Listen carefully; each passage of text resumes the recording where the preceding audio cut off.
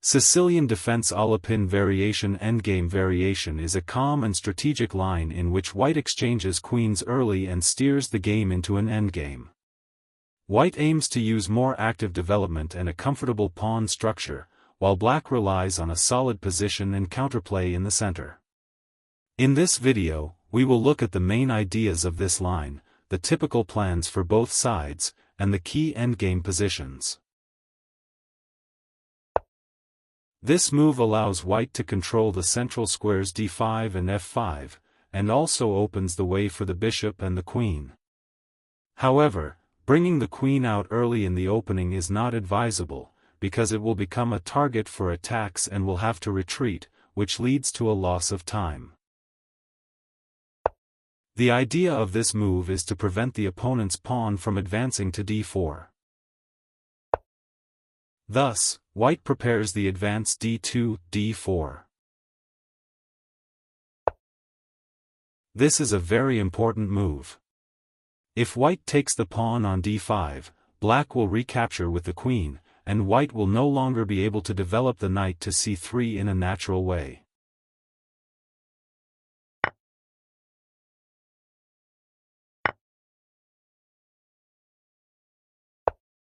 This move is a logical consequence of the advance of the pawn from c2 to c3.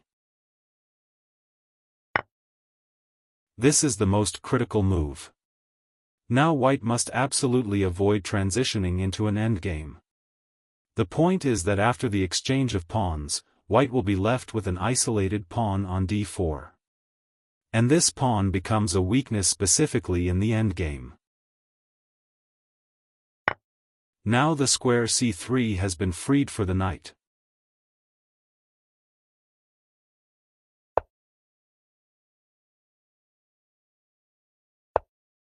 Now white has two possible replies, bishop to e2 and knight to c3.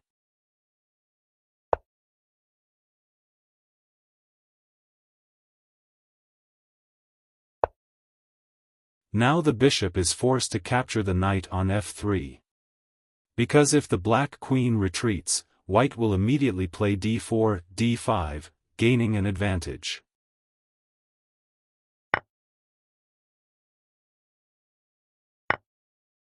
This is the best move. Now, if the black queen retreats, white will immediately play d4, d5, gaining an advantage.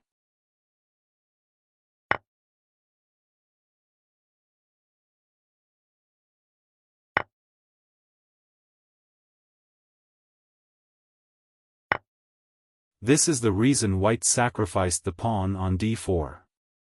Now there is a threat of knight to c7. At this point, it is not favorable for black to exchange knights, because their king will become exposed. Capturing the pawn on f3 with the knight is also not good, because white will respond with king to e2, after which black will inevitably suffer material losses. If black plays knight to c2, then king to d1 follows. Then the black knight captures the rook on a1. After that, white responds with knight to c7, and when black plays king to d8, the white knight captures the rook on a8. In the future, it will be difficult for the black knight to escape.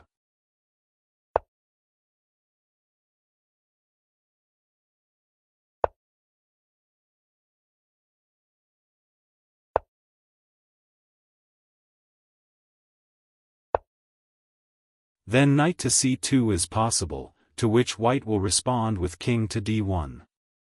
The black knight will capture the rook on a1. After that, the white bishop will go to e3, black will reply with pawn to b6, and the white bishop will move to g2 in order to later support and protect the knight on a8.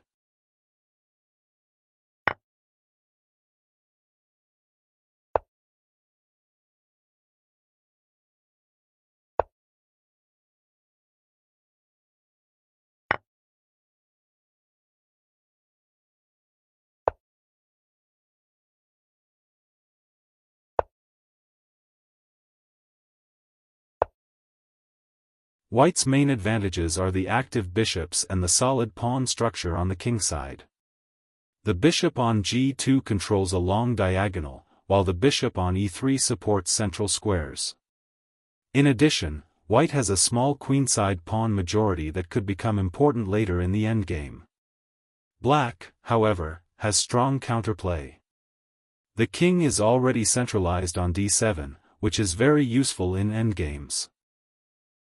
Black also has an advanced pawn on e5 that can become a dangerous passed pawn with the right support. The knight deep in white's position can also create tactical opportunities. Overall, the position is roughly balanced. White relies on better piece coordination and the bishops, while black counts on king activity and the potential of the central pawn.